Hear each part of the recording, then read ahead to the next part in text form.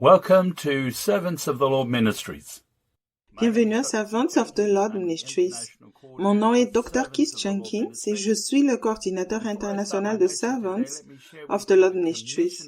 Avant de commencer mon message d'aujourd'hui, je veux vous partager la mission de ce ministère qui a été donnée à Joseph Hitchcock il y a de nombreuses années. J'ai des enfants dans chaque nation et tu as des frères et des sœurs dont le cœur crie vers moi. Ils m'ont demandé un ministère, des bénédictions et des dons. Je leur ai donné ces choses. Et cela les a bénis, mais il y a une partie de leur esprit qui n'a jamais été comblée et qui est réservée à une relation intime avec moi. Maintenant, leur cœur crie vers moi, juste pour moi. C'est à eux que je t'envoie, car je ne veux pas qu'ils mettent les années qu'il t'a fallu pour arriver jusqu'à moi, parce qu'il n'y avait personne pour te montrer comment faire à l'époque. Servants of the Lord Ministries est un ministère d'enseignement et de formation envoyé au corps de Christ pour atteindre les personnes qui ont un cœur selon Dieu. Ce message est destiné à ceux qui veulent apprendre à le connaître et grandir en lui. Aujourd'hui, je vais parler du fait de naître de Dieu. Jean a dit dans 1 Jean chapitre 5 verset 18 jusqu'au verset 21. Je lis 1 Jean chapitre 5, commençons par le verset 18. Nous savons que quiconque est né de Dieu ne pêche point, mais celui qui est né de Dieu se garde lui-même et le malin ne le touche pas. Verset 19, nous savons que nous sommes de Dieu et que le monde entier est sous la puissance du malin. Verset 20, nous savons aussi que le Fils de Dieu est venu et qu'il nous a donné l'intelligence pour connaître le véritable. Et nous sommes dans le véritable, en son Fils Jésus-Christ. C'est lui qui est le Dieu véritable et la vie éternelle. Verset 21, petits enfants, gardez-vous des idoles. Si tu es né de nouveau par le Saint-Esprit, tu dois aussi être né de Dieu. Dans la Bible amplifiée, 1 Jean 5, verset 18 dit, « Nous savons absolument que quiconque est né de Dieu ne s'entraîne pas délibérément et sciemment à commettre des péchés, mais celui qui a été engendré de Dieu veille soigneusement sur lui et le protège. La présence divine de Christ en lui le préserve du mal. Et le méchant ne met pas la main sur lui, ni ne le touche. Ceux qui sont nés de Dieu peuvent pécher une ou deux fois, mais ils apprennent de leurs erreurs. Ceux qui sont nés de Dieu ont un cœur selon Dieu, et non après les ministères ou d'autres choses. Ils sont agréables à Dieu et protégés par Christ sans faire de compromis sur la justice non plus. Jean a dit dans 1 Jean chapitre 5, verset 4, parce que tout ce qui est né de Dieu triomphe du monde, et la victoire qui triomphe du monde, c'est notre foi. En écoutant sa voix et en faisant sa volonté parfaite, tout le monde peut maintenant échapper à la corruption qui règne dans ce monde et ne pas pécher. Paul a dit dans 1 Corinthiens chapitre 15, verset 34, revenez à vous-même comme il est convenable, et ne péchez point, car quelques-uns ne connaissent pas Dieu, je le dis à votre honte. Dans la Bible amplifiée, 1 Corinthiens 15, verset 34 dit, réveillez-vous de votre ivresse, et revenez au bon sens et à un esprit droit, et ne péchez plus. Car certains d'entre vous n'ont pas la connaissance de Dieu. Vous êtes totalement, volontairement et honteusement ignorants et continuez à l'être, manquant du sens de la présence de Dieu et de toute sa vraie connaissance. Je dis cela pour votre honte. Ceux qui sont nés de Dieu ont la présence de Dieu avec eux en permanence, car ils demeurent en Christ. Ils ont revêtu Christ et n'écoutent pas ce que le monde déclare être bon, puisque le diable est le Dieu de ce monde. Ils obtiennent leur sagesse en cherchant à obéir à Dieu. Paul a dit, n'écoutez pas ce que le monde pense être bon. C'est dans Romains 6, versets 3 et 4. Ignorez-vous que nous tous qui avons été baptisés en Jésus-Christ, c'est en sa mort que nous avons été baptisés. Verset 4. Nous avons donc été ensevelis avec lui par le baptême en sa mort, afin que, comme Christ est ressuscité des morts par la gloire du Père, de même nous aussi nous marchions en nouveauté de vie. Ce dans quoi tu marches maintenant devrait être radicalement différent et nouveau par rapport à ton ancienne vie, où tu utilisais ton propre raisonnement et ta propre compréhension. Paul a dit dans 2 Corinthiens 5, 7, « Car nous marchons par la foi et non par la vue. » Dans la Bible amplifiée, 2 Corinthiens 5, 7 dit « Car nous marchons par la foi, nous réglons nos vies et nous nous conduisons selon notre conviction ou notre croyance respectant la relation de l'homme à Dieu et aux choses divines avec confiance et une sainte ferveur. Ainsi, nous marchons non pas par la vue ou selon l'apparence. » Si tu es né de Dieu, tu ne te soucies pas de l'apparence extérieure, mais de suivre l'exemple d'une autre personne sur le chemin étroit. L'Église de Corinthe se concentrait sur les dons de l'Esprit. Paul les a appelés enseignants d'école de dimanche parce qu'ils ne montraient aucun signe pour vaincre le péché. Il a dû leur envoyer Timothée. Paul a dit dans 1 Corinthiens 4, verset 15 au verset 17. 1 Corinthiens 4, commençons par le verset 15. « Car quand vous auriez 10 000 maîtres en Christ, vous n'avez cependant pas plusieurs pères, puisque c'est moi qui vous ai engendré en Jésus-Christ par l'Évangile. » Verset 16, « Je vous en conjure, donc soyez mes imitateurs. » Verset 17, « Pour cela je vous ai envoyé Timothée, qui est mon enfant bien-aimé et fidèle dans le Seigneur. Il vous rappellera quelles sont mes voies en Christ, quelle est la manière dont j'enseigne partout, dans toutes les églises. » Dans la Bible amplifiée, 1 Corinthiens 4, 17 dit, « C'est pourquoi je vous ai envoyé Timothée, mon enfant bien-aimé, et digne de confiance dans le Seigneur, qui vous rappellera mes méthodes de travail, ma conduite et ma façon de vivre en Christ, comme je les enseigne partout dans toutes les églises. » La formation spirituelle vient de la repentance et du fait de ne pas s'excuser d'obéir à la vérité. Timothée a reçu l'ordre de partager les expériences de Paul, qui a réussi à surmonter les situations quotidiennes sans sauter dans la chair, en restant humble et en utilisant la sagesse que Dieu lui a donnée. Paul a également dit dans Galates chapitre 3 verset 1 au verset 7. Galates chapitre 3, commençons par le verset 1. « Ô Galates, dépourvus de sens qui vous a fasciné, vous aux yeux de qui Jésus-Christ a été peint comme crucifié. » Verset 2. « Voici seulement ce que je veux apprendre de vous. Est-ce par les œuvres de la loi que vous avez reçu l'Esprit ou par la prédication de la foi? » Verset 3. « Êtes-vous tellement dépourvus de sens, après avoir commencé par l'Esprit, voulez-vous maintenant finir par la chair? » Verset 4. « Avez-vous tant souffert en vain, si toutefois c'est en vain? » Verset 5. « Celui qui vous accorde l'Esprit et qui opère des miracles parmi vous, le fait-il pas donc par les œuvres de la foi ou par la prédication de la foi? » Verset 6. « Comme Abraham crut à Dieu et que cela lui fut imputé à justice. » Verset 7. « Reconnaissez donc que ce sont eux, ceux qui ont la foi, qui sont fils d'Abraham. » Ne te trompe pas. Nous sommes censés vivre contrôlés par l'Esprit. Ne pense pas qu'en te mettant sous la loi, tu peux faire ce que tu veux quand tu veux.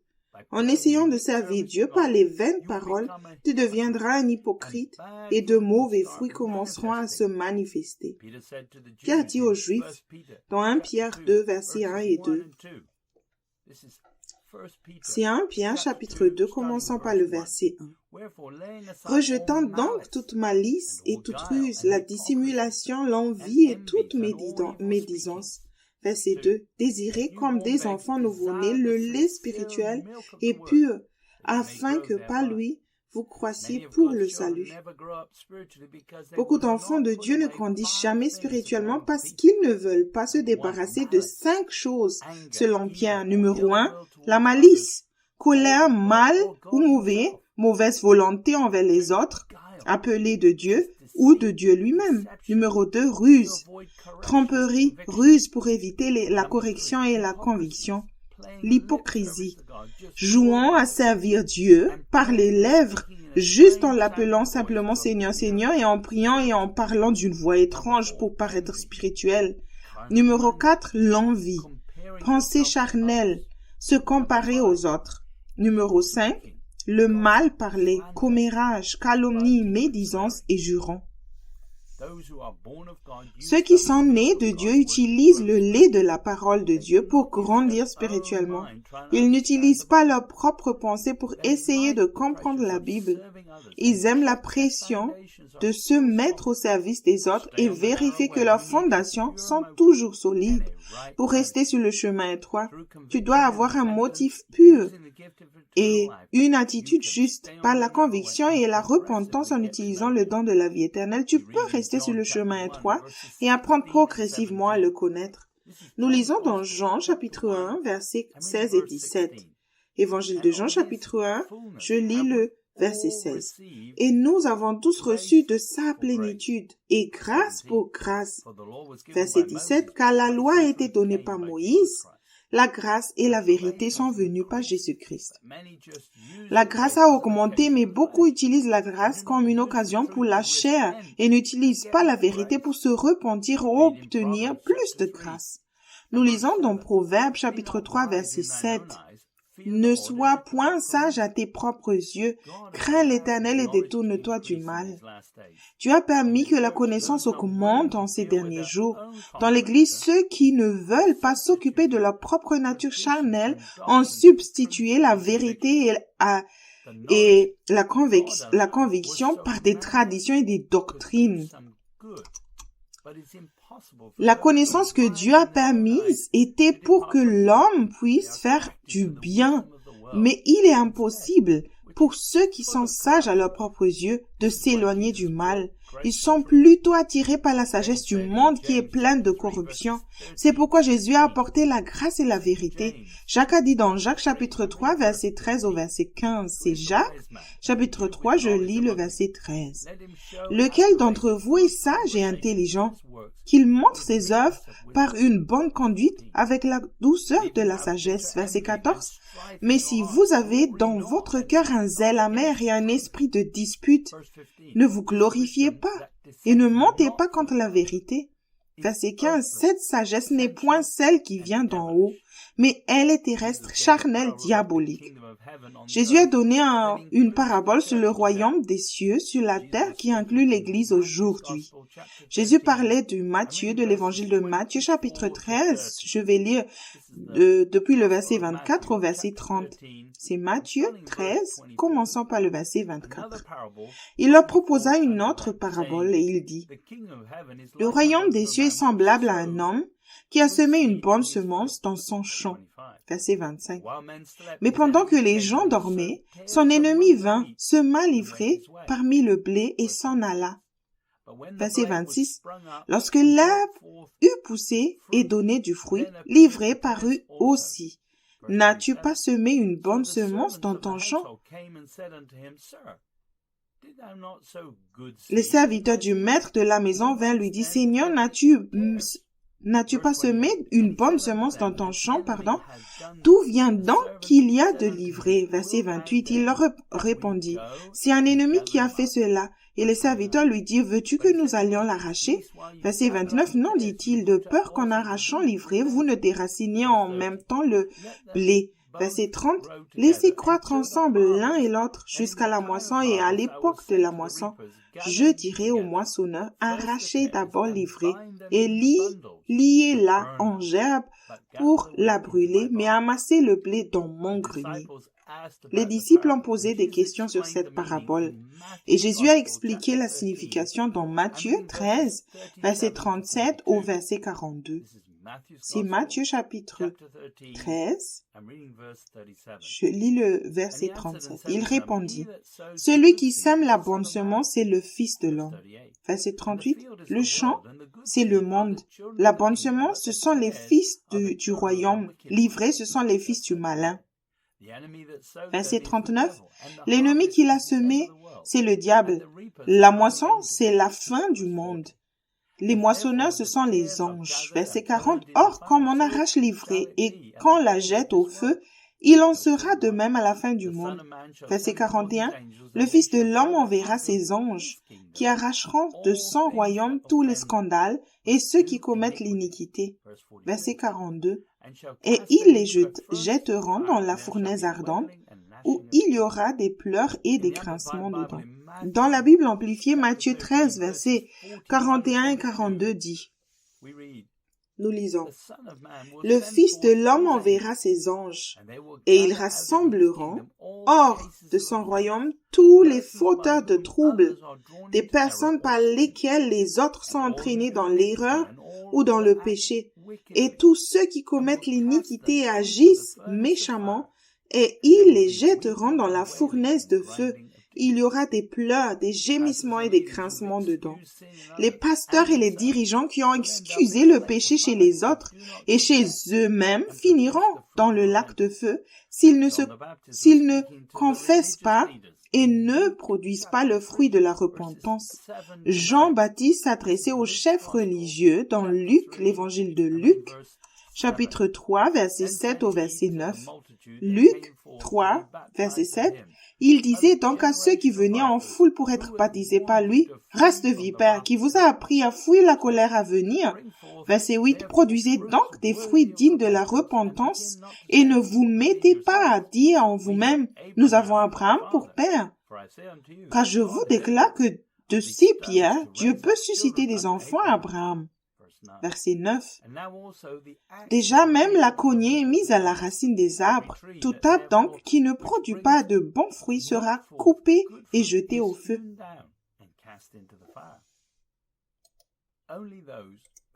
Seuls ceux qui refusent de s'appuyer sur leur propre compréhension produisent le bon fruit. Jésus est le Fils de l'homme parce qu'il est un être humain opérant correctement l'image du Père, renonçant quotidiennement à lui-même, ne faisant pas sa propre volonté. Jésus est la porte du royaume. Donc, si tu n'es pas prêt à vivre sur le chemin étroit et à suivre son exemple, tu resteras dehors. Jésus a dit dans Jean chapitre 10, verset 1 au verset 5. Jean 10, commençons par le verset 1. En vérité, je vous le dis, celui qui n'entre pas par la porte dans la bergerie, mais qui y monte par ailleurs, est un voleur et un brigand. Verset 2. Mais celui qui entre par la porte est le berger des brebis. Verset 3. Le portier lui ouvre et les brebis entendent sa voix. Il appelle par leur nom les brebis qui lui appartiennent et il les conduit dehors. Verset 4. Lorsqu'il a fait sortir toutes ses brebis, il marche devant elles, et les brebis le suivent parce qu'elles connaissent sa voix. Verset 5. Elles ne suivront point un étranger, mais elles fuiront loin de lui parce qu'elles ne connaissent pas la voix des étrangers. L'Église d'aujourd'hui est pleine de voleurs et de brigands qui vivent dans l'autosatisfaction et transforment le christianisme en une autre religion. Ils parlent de bénédiction temporelle plutôt que de la gloire éternelle en suivant le Christ. Si tu ne suis pas Christ, tu écoutes déjà une mauvaise voix. Il faut renverser la situation dans ces églises qui enseignent qu'il suffit de naître de nouveau. Jean a dit dans 1 Jean, chapitre 3, verset 5 au verset 9. C'est 1 Jean 3, commençons par le verset 5. Or, vous le savez, Jésus a paru pour ôter les péchés, et il n'y a point en lui de péché. Verset 6. Quiconque demeure en lui ne pêche point. Quiconque pêche ne l'a pas vu et ne l'a pas connu. Verset 7. Petits enfants, que personne ne vous séduise. Celui qui pratique la justice est juste, comme lui-même est juste. Verset 8. Celui qui pêche est du diable, car le diable pêche dès le commencement. Le Fils de Dieu a paru afin de détruire les œuvres du diable. Verset 9. Quiconque est né de Dieu ne pratique pas le péché parce que la semence de Dieu demeure en lui et il ne peut pécher parce qu'il est né de Dieu. Ceux qui sont sur le chemin spacieux ne seront pas sauvés car leurs propres actions prouvent qu'ils suivent le diable, servent la chair et trouve encore des excuses pour le péché. Le Dieu de ce monde a créé beaucoup de confusion chez ceux qui recherchent la bénédiction temporelle en rendant les chrétiens charnels faisant leur propre justice et très confortables dans ce monde. Les œuvres du diable sont basées sur des mensonges. Cependant, c'est pourquoi tu dois continuer à chercher la justice. Dieu trace un chemin pour tous ceux qui sont nés de Dieu sur le chemin étroit. Ils ne font pas de compromis et ne pêchent pas, et il leur donne un moyen de produire de bons fruits. Jésus a dit dans Matthieu 7, verset 7, « Demandez et l'on vous donnera, cherchez et vous trouverez, frappez et l'on vous ouvrira. » Ceux qui sont éveillés spirituellement recherchent la justice et non de bénédiction ou de percée spirituelle. Ceux qui sont nés de Dieu sont sur le chemin étroit et n'utilisent pas leur propre intelligence. Jésus a dit dans Matthieu 5, verset 6, « Heureux ceux qui ont faim et soif de la justice, car ils seront rassasiés. » Dans la Bible amplifiée, Matthieu 5, 6 dit, « Heureux et bénis, bienheureux et spirituellement prospères, dans cet état dans lequel l'enfant de Dieu né de nouveau jouit de sa faveur et de son salut sont ceux qui ont faim et soif de justice, c'est-à-dire la droiture et la position juste avec Dieu, car ils seront complètement rassasiés. Es-tu à l'aise en ne cherchant pas la justice? L'Église est pleine de doctrines élaborées par des démons grâce à des personnes qui utilisent leur intelligence pour essayer de comprendre les choses de Dieu. Les églises préfèrent se tromper en pensant qu'elles peuvent être le Seigneur de leur propre vie et être quand même sauvées. Tu devrais seulement être satisfait aujourd'hui parce que quelque chose a changé dans ta vie par la repentance. Si tu cherches des prétextes pour être paresseux et revendiquer ta justice, le diable t'en donnera une. Paul a dit dans 2 Timothée chapitre 3 verset 2 au verset 5. Je répète, 2 Timothée chapitre 3 commençant par le verset 2. Car les hommes seront égoïstes, amis de l'argent, fanfarons, hautains, blasphémateurs, rebelles, à leurs parents ingrats, irréligieux. Verset 3, insensibles, déloyaux, calomniateurs, intempérants, cruels, ennemis des gens de bien. Verset 4, traîtres, emportés, enflés d'orgueil, aimant le plaisir plus que Dieu. Verset 5, ayant l'apparence de la piété, mais reniant ce qui en fait la force. Éloigne-toi de ces hommes-là. Livré et illustré dans le verset, dans la parabole du semeur de Jésus dans Matthieu 13, sont des croyants nés de nouveau, mais qui sont sur le chemin spacieux. Ils ont une forme de justice, mais ne font pas confiance à Dieu, niant la puissance qui découle d'une vie pieuse en Jésus-Christ. Ils préfèrent contester le droit de Dieu d'être le Seigneur de leur vie. Par peur de la souffrance, ils refusent de faire confiance à son approvisionnement car ils sont déjà confortables. Le diable les a rendus faibles dans ce monde en servant la chair. Si la persécution commence, ils sont les premiers à faire des compromis. Même ceux qui ont confiance dans l'œuvre accomplie de Christ et qui ne recherchent pas la justice quotidienne affronteront la seconde mort parce qu'ils sont paresseux et n'ont pas appris l'obéissance. Paul parlait de Jésus dans Hébreux 5, versets 8 et 9. Hébreux 5, je lis le verset 8. Bien qu'il fût fils l'obéissance par les choses qu'il a souffertes, verset 9, et qui, après avoir été élevé à la perfection, est devenu pour tous ceux qui lui obéissent l'auteur d'un salut éternel. Le mot obéir dans Strong est le numéro 52, 19, tiré d'un autre mot qui veut dire entendre sous, comme un subordonné, c'est-à-dire écouter attentivement, implicitement, tenir compte, respecter ou se conformer à un ordre ou à une autorité, écouter, être obéissant. Obéir. Tu peux reconnaître ta propre désobéissance et ton besoin de repentance, mais tu n'arriveras jamais à la racine du péché sans être dans sa présence. Ta vie ne changera pas pour le mieux que si tu demeures en Christ. Paul s'est repenti après avoir établi Jésus comme Seigneur et son mode de vie est devenu la norme pour la conscience de tout homme. Paul a dit dans 2 Corinthiens 4, verset 1 au verset 6. 2 Corinthiens chapitre 4, commençons par le verset 1.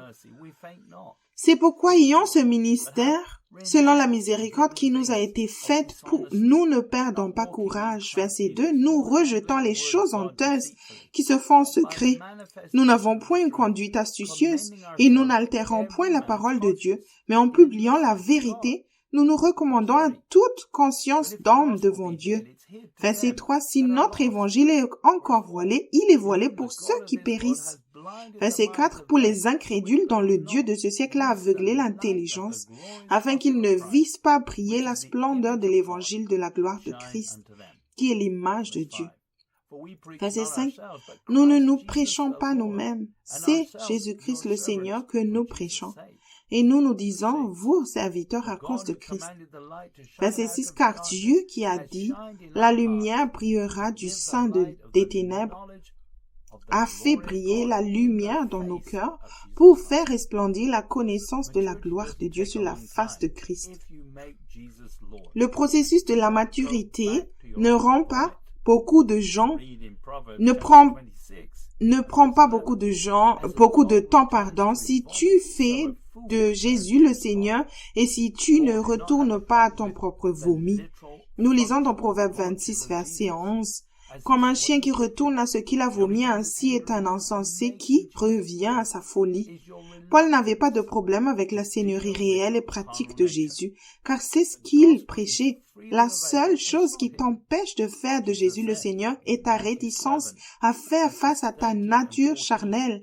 L'évangile est disponible gratuitement et il n'est pas caché. Jésus a dit dans Matthieu 7, versets 13 et 14. Matthieu 7, verset 13. Entrez par la porte étroite, car large est la porte, spacieux est le chemin qui mène à la perdition, et il y en a beaucoup qui entrent par là. Verset 14. Mais étroite est la porte, resserré le chemin qui mène à la vie, et il y en a peu qui les trouvent. En ce moment, tu ne vois peut-être pas beaucoup de différence entre le blé et l'ivraie dans l'Église, mais la différence est la question de la seigneurie. Au moment de la moisson et du dernier grand jugement, la différence deviendra claire. Nous lisons dans Luc, chapitre 13, verset 22 au verset 27. Je lis l'évangile de Luc, chapitre 13, commençant par le verset 22. Jésus traversait les villes et les villages, enseignant et faisant route vers Jérusalem, verset 23. Quelqu'un lui dit, Seigneur, n'y a-t-il que peu de gens qui soient sauvés?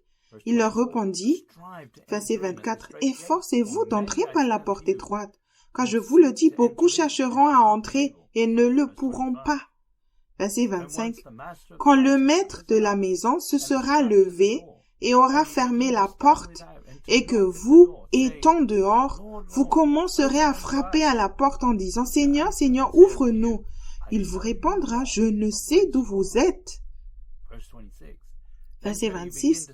Alors vous vous mettrez à dire, nous avons mangé et bu devant toi, et tu as enseigné dans nos rues. Verset 27. Et il répondra, je vous le dis, je ne sais d'où vous êtes. Retirez-vous de moi, vous tous ouvriers d'iniquité. Tu ne peux pas avoir d'iniquité si tu n'as pas d'abord la vérité. La vérité vient par le Saint-Esprit à l'intérieur de ceux qui sont nés de nouveau, et l'iniquité consiste à s'éloigner de la vérité. Tous ceux qui sont nés de nouveau et qui trouvent des excuses pour le péché seront laissés derrière. Grâce à l'Esprit, tu seras convaincu. Si tu confesses ton péché, le Saint-Esprit t'aidera à aller à la racine du péché. Paul a dit dans 1 Corinthiens chapitre 11, versets 31 et 32.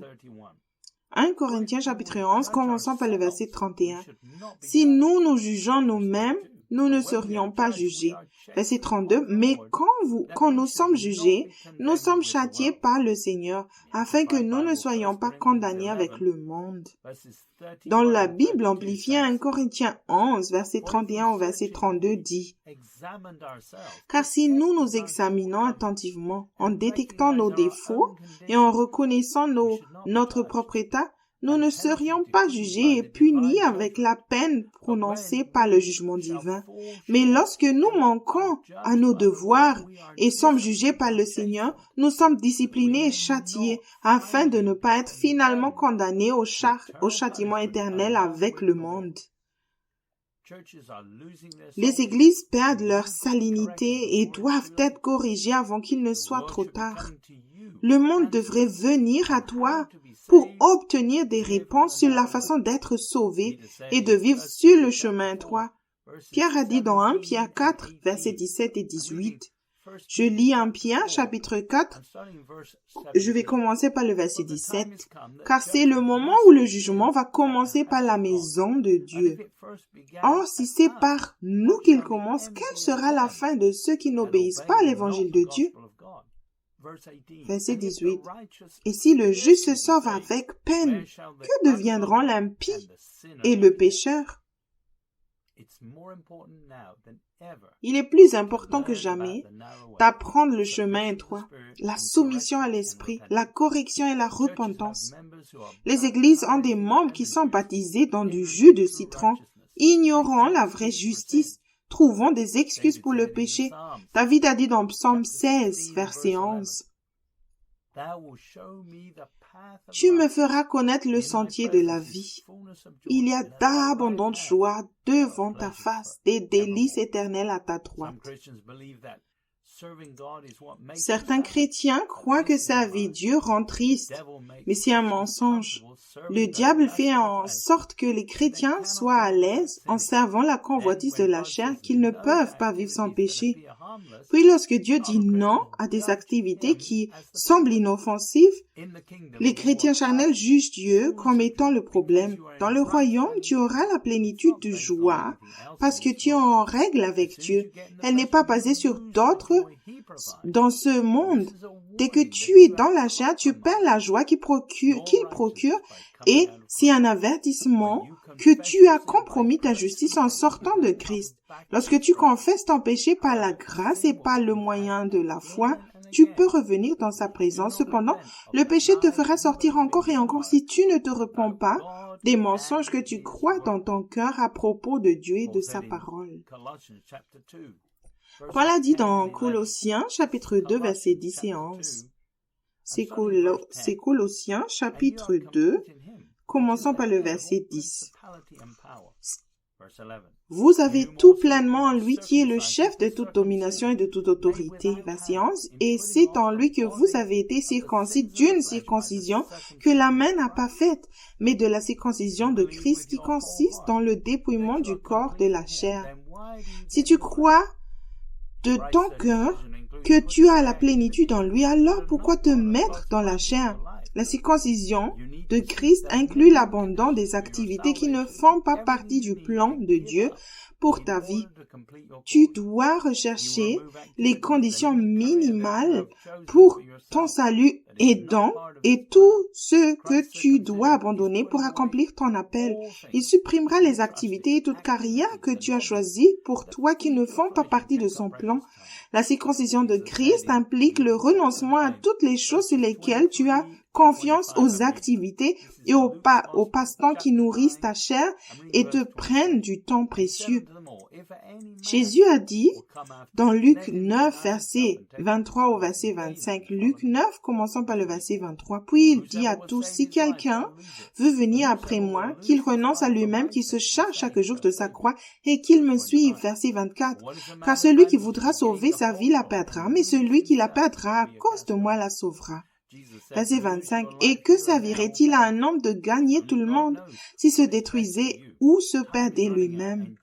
Jésus a dit, perds ta vie ici et maintenant ou péris.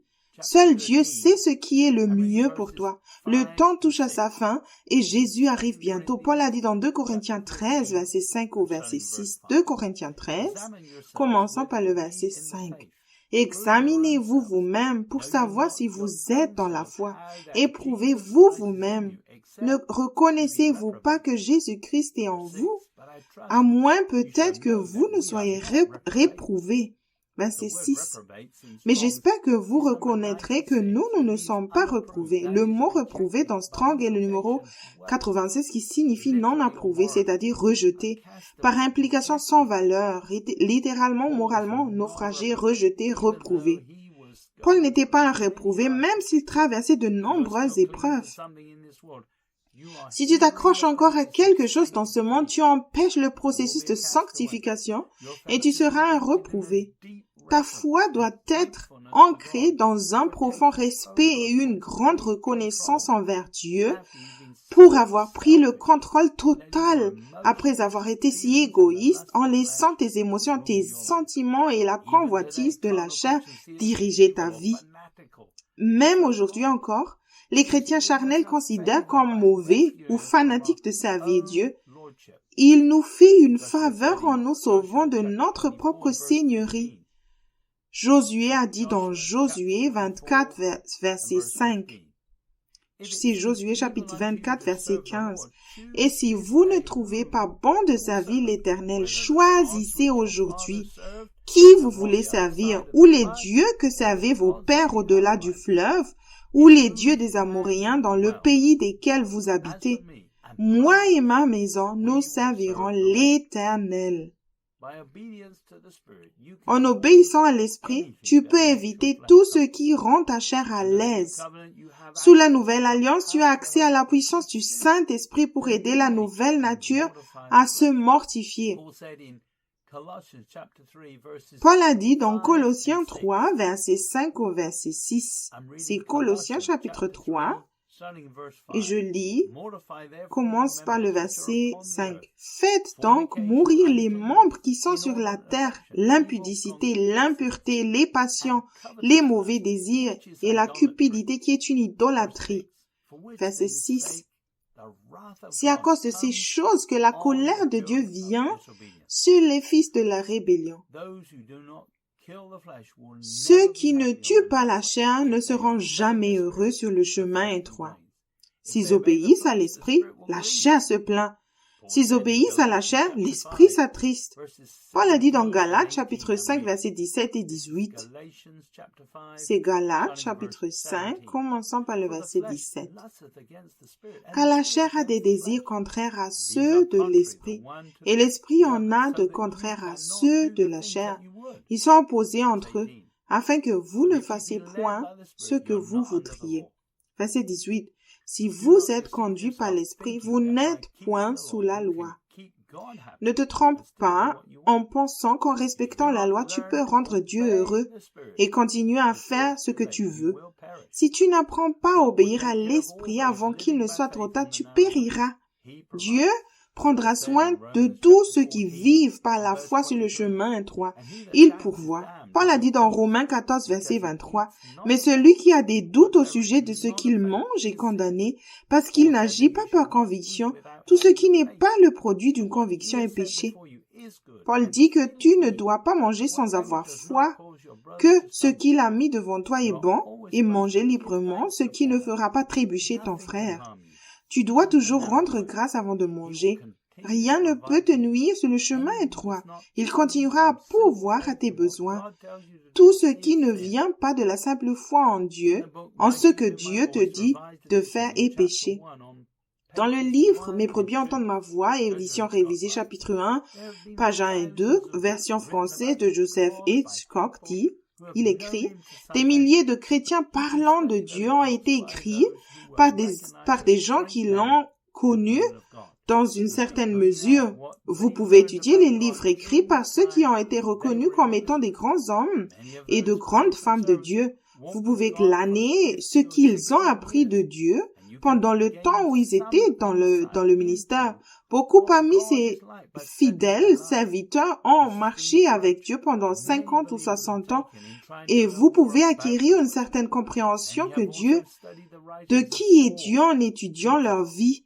Cette démarche a été celle de nombreux croyants qui ont essayé d'acquérir plus de connaissances sur Dieu.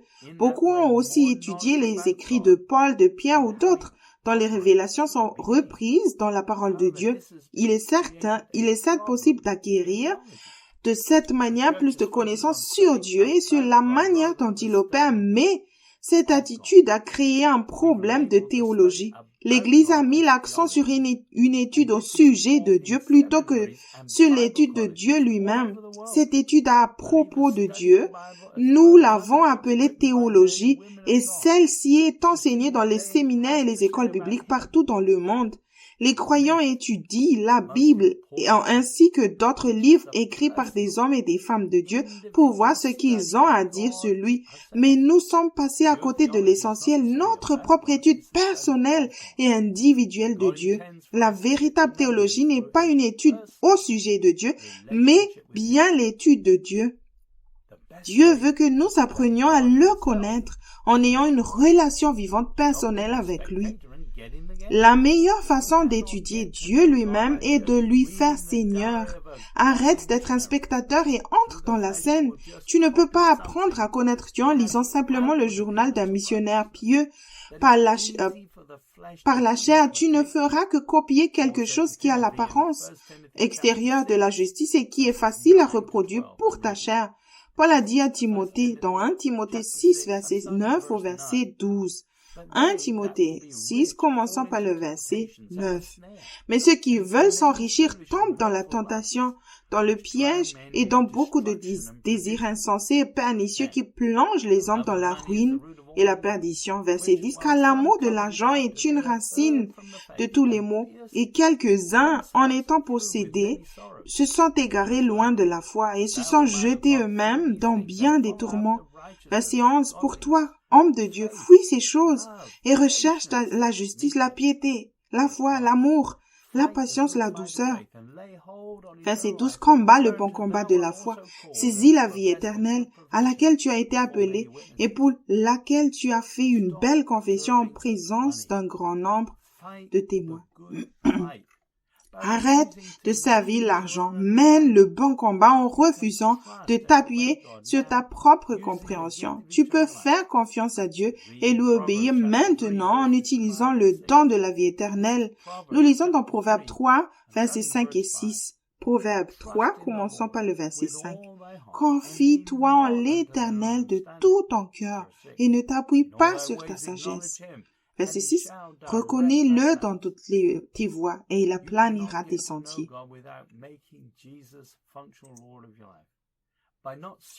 Tu ne peux pas apprendre à connaître Dieu sans faire de Jésus le Seigneur réel de ta vie. En ne servant pas la convoitise de ta propre chair et en laissant l'Esprit te guider, et tu verras comment Dieu prend tout en main.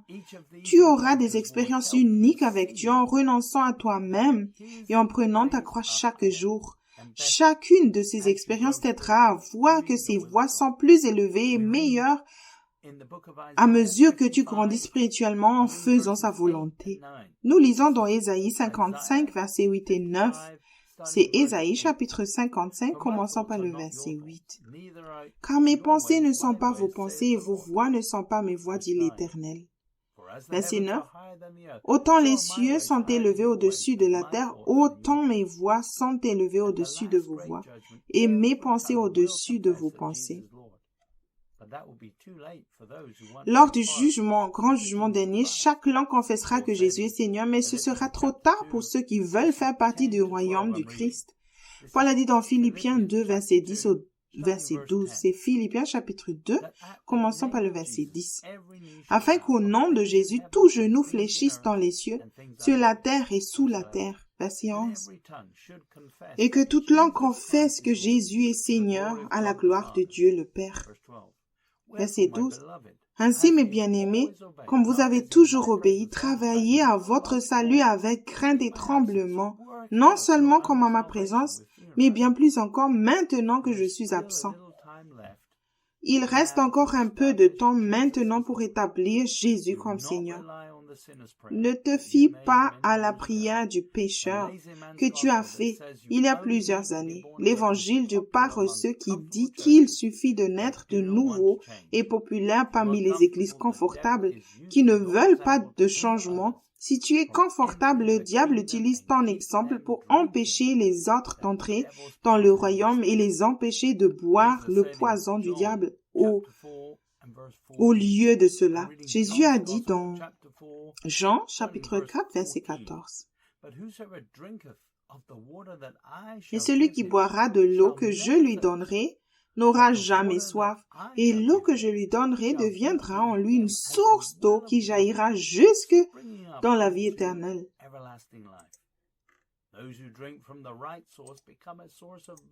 Ceux qui boivent à la bonne source deviennent une source de bénédiction pour tout le corps de Christ. Dieu peut utiliser les prédicateurs qui dormaient, qui se sont réveillés après avoir récolté les conséquences de leur péché, s'ils se répandent et se soumettent à Dieu.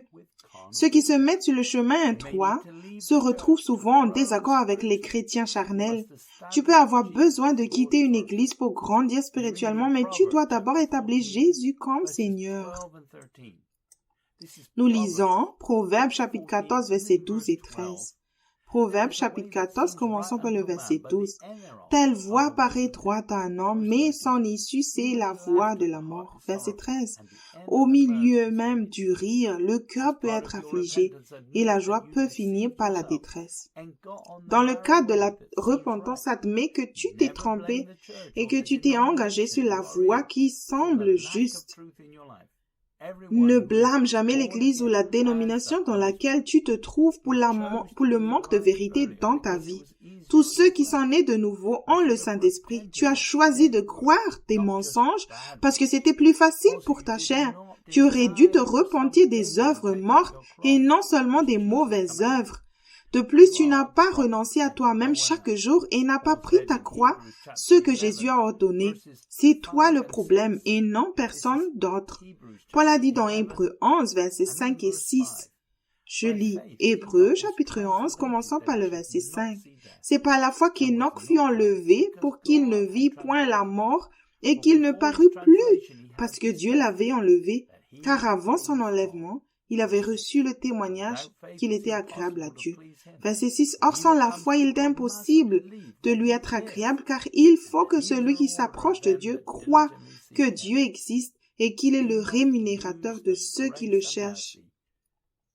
Enoch a utilisé la grâce et la miséricorde pour apprendre de ses erreurs et apprendre à connaître Dieu et découvrir ce qui lui plaisait et ce qui ne lui plaisait pas. Ceux qui viennent à Dieu doivent croire qu'il est Dieu et qu'il te récompensera de la même manière pour l'avoir recherché avec diligence.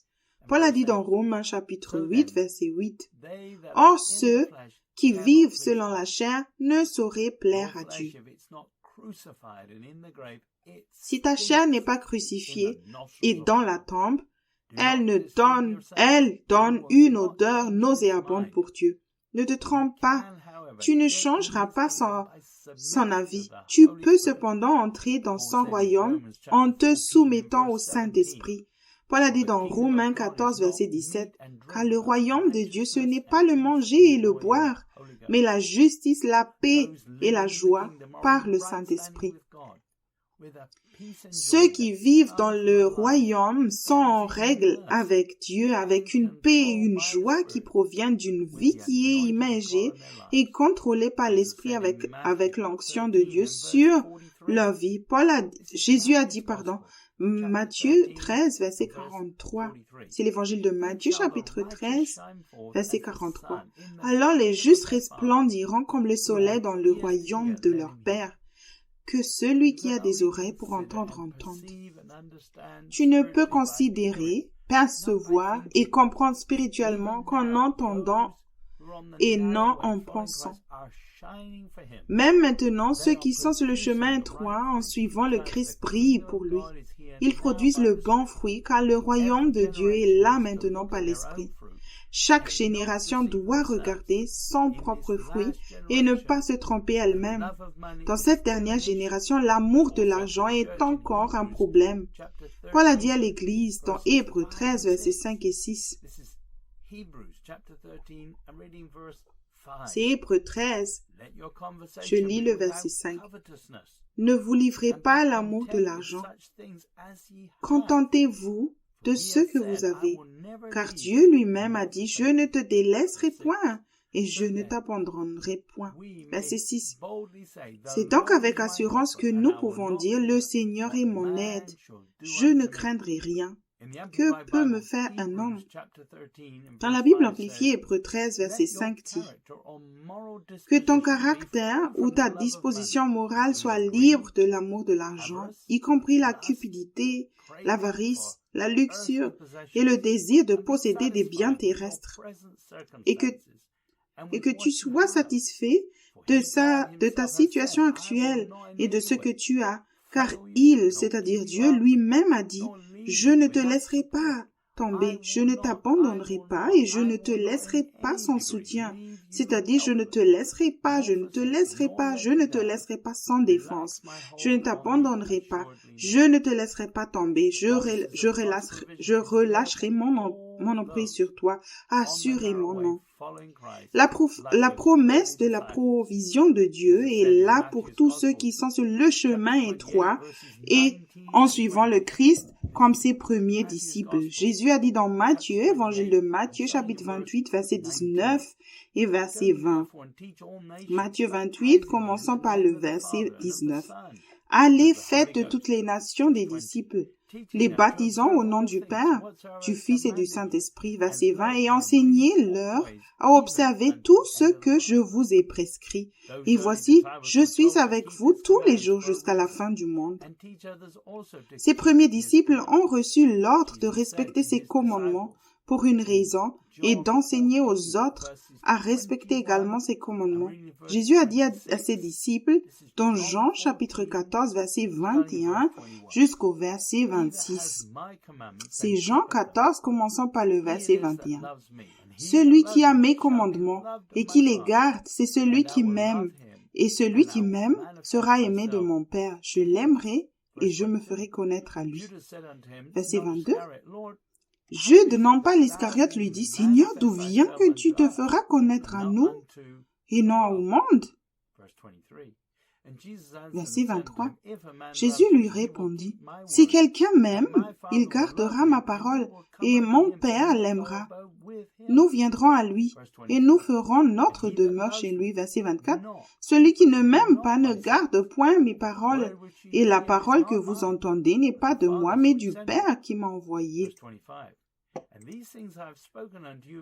Verset 25, « Je vous ai dit ces choses pendant que je demeure avec vous. » Verset 26, « Mais le consolateur, l'Esprit Saint que le Père enverra en mon nom, vous enseignera toutes choses et vous rappellera tout ce que je vous ai dit. » Le royaume de Dieu est ici maintenant par l'Esprit. Ceux qui travaillent dans le royaume entendront et chercheront les commandements de Jésus. Cela continuera dans le royaume du Christ, même lorsque son trône sera établi à Jérusalem pour 1000 ans. Tu as l'occasion de faire l'expérience du royaume de Dieu pour toi-même maintenant. Tu n'as pas besoin de l'attendre. Le Saint-Esprit vient te rappeler ce que Jésus a enseigné. Le Saint-Esprit qui est en toi est une preuve de la grâce de Dieu. Cependant, l'observation des commandements de Jésus est la preuve qu'il est en toi par l'Esprit qui habite aussi en toi. Jean a dit dans 1 Jean 3, 24. C'est 1 Jean, chapitre 3, verset 24. Celui qui garde ses commandements demeure en Dieu, et Dieu en lui, et nous connaissons qu'il demeure en nous par l'Esprit qu'il nous a donné. Tu ne pourras jamais demeurer en Christ sans respecter ses commandements. Jésus a dit dans Jean 14, verset 15, « Si vous m'aimez, gardez mes commandements. » Dans le royaume de Dieu, tout est fait par amour. Jean a dit, dans 1 Jean 4, verset 4 au verset 8. C'est 1 Jean, chapitre 4, commençons par le verset 4. Vous, petits enfants, vous êtes de Dieu, et vous les avez vaincus parce que celui qui est en vous est plus grand que celui qui est dans le monde. Verset 5. Eux, ils sont du monde. C'est pourquoi ils parlent d'après le monde, et le monde les écoute. Verset 6. Nous sommes de Dieu. Celui qui connaît Dieu nous écoute. Celui qui n'est pas de Dieu ne nous écoute pas. C'est par là que nous connaissons l'esprit de la vérité et l'esprit de l'erreur. Verset 7. Bien-aimés, aimons-nous les uns les autres, car l'amour est de Dieu, et quiconque aime est né de Dieu et connaît Dieu. Verset 8. Celui qui n'aime pas n'a pas connu Dieu, car Dieu est amour. Ta conversation sur les choses de ce monde sera restreinte. Ceux qui sont nés de Dieu parlent de Jésus et de la vie sur le chemin droit. Aimer avec la capacité de Dieu n'est possible que si tu es né de Dieu.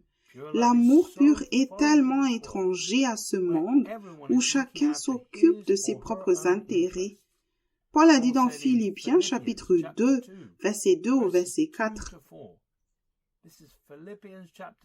C'est Philippiens chapitre 2, commençant par le verset 2. Rendez ma joie parfaite, ayant un même sentiment, un même amour, une même âme, une même pensée. Verset 3. Ne faites rien par esprit de parti ou par vaine gloire, mais que l'humilité vous fasse regarder les choses comme étant au-dessus de vous-même. Verset 4. Que chacun de vous, au lieu de considérer ses propres intérêts, considère aussi ceux des autres. Tu peux facilement faire partie du royaume en recherchant les commandements de Jésus une fois que tu as reçu le Saint-Esprit. Les commandements de Jésus sont des commandements spécifiques qu'il a choisis pour toi et ils sont parfaits pour toi par la grâce au moyen de la foi. En cherchant les commandements de Dieu, tu seras un canal de son amour pur et tu seras entraîné dans une relation étroite avec Dieu et tu apprendras à connaître Jésus et le Père très rapidement. Jean dit dans 1 Jean 4, verset 16 au verset 19. C'est 1 Jean, chapitre 4, commençant par le verset 16. Et nous avons connu l'amour que Dieu a pour nous. Et nous y avons cru. Dieu est amour, et celui qui demeure dans l'amour demeure en Dieu, et Dieu demeure en lui. Verset 17. Tel il est, tel nous sommes aussi dans ce monde. C'est en cela que l'amour est parfait en nous, afin que nous ayons de l'assurance au jour du jugement. Verset 18. La crainte n'est pas dans l'amour, mais l'amour parfait bannit la crainte, car la crainte suppose un châtiment et celui qui craint n'est pas parfait dans l'amour.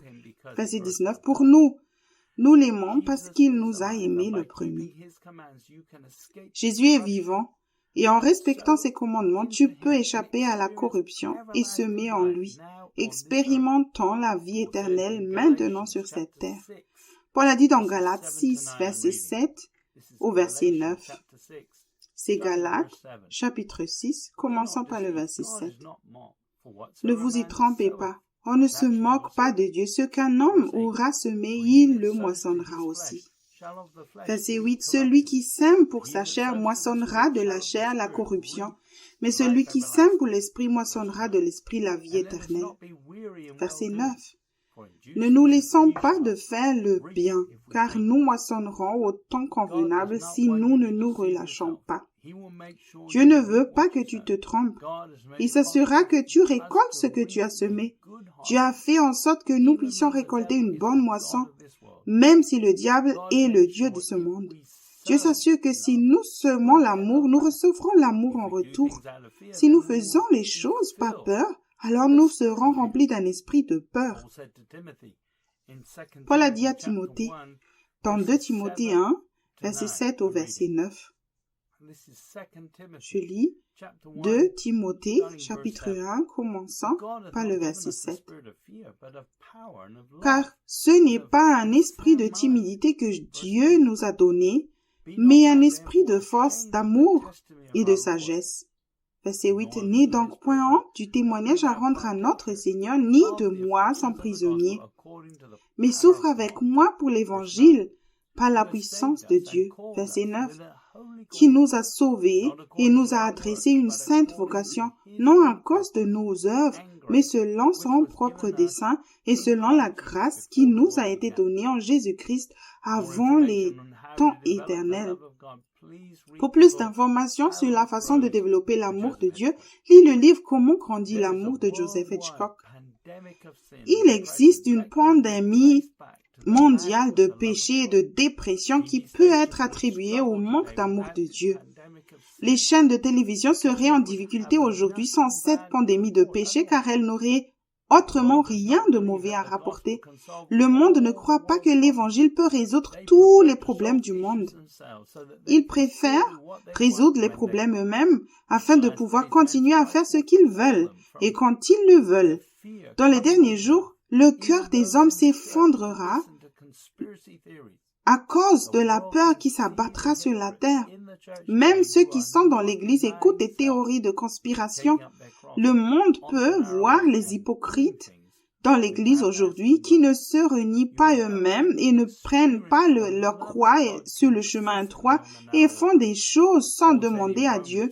Tu ne peux faire l'expérience de l'amour de Dieu de manière consistante que sur le chemin étroit. Paul a dit dans Romains 8, verset 28, « Nous savons du reste que toute chose concourt au bien de ceux qui aiment Dieu, de ceux qui sont appelés selon son dessein. » Il y a un manque d'amour de Dieu dans l'Église d'aujourd'hui. L'Église moderne ne veut pas entendre parler du fait de suivre Christ. Or, ne pas vouloir entendre la vérité est la raison pour laquelle elle manque de l'amour de Dieu. Dans le livre La prison dorée, édition révisée, à la fin du chapitre 11, sur le thème « Comment s'échapper », page 99, Joseph Hitchcock écrit « Marcher dans l'esprit neutralise les pièges de Satan et te délivre des prisons de la chair. » Seuls ceux qui marchent constamment dans l'esprit seront des vainqueurs. Tu grandis spirituellement en écoutant et en obéissant au Saint-Esprit avec différents niveaux de pression. La chair sera toujours mal à l'aise et nerveuse sur le chemin étroit, surtout au début. Si tu n'aimes pas écouter la chair se plaindre, alors tue-la. Si tu ne la tues pas, le diable te mettra à l'aise dans ce monde et tu deviendras son prisonnier. Jacques dit dans Jacques 4, verset 7 au verset 10. C'est Jacques chapitre 4, commençons par le verset 7. Soumettez-vous donc à Dieu, résistez au diable et il fuira loin de vous. Verset 8. Approchez-vous de Dieu et il s'approchera de vous. Nettoyez vos mains pécheurs, purifiez vos cœurs hommes irrésolus. Verset 9. Sentez votre misère, soyez dans le deuil et dans les larmes, que votre rire se change en deuil et votre joie en tristesse. Verset 10. Humiliez-vous devant le Seigneur et il vous élèvera. Pour plus d'informations sur la façon d'échapper à la prison dans laquelle tu te trouves, lis le livre La prison dorée, édition révisée de Joseph Hitchcock. Il faut obéir aux lois de Dieu et ne pas les interpréter avec la pensée charnelle. La loi elle-même est spirituelle et conçue pour convaincre tous ceux qui sont charnels. La loi a été donnée aux Juifs pour qu'ils puissent reconnaître leurs péchés et se sauver d'abord eux-mêmes. Paul a dit dans 2 Corinthiens 5, versets 18 et 19. C'est 2 Corinthiens chapitre 5, commençant par le verset 18. Et tout cela vient de Dieu. Qui nous a réconciliés avec lui par Christ et qui nous a donné le ministère de la réconciliation. Verset 19. Car Dieu était en Christ, réconciliant le monde avec lui-même, en n'imputant point aux hommes leurs offenses, et il a mis en nous la parole de la réconciliation.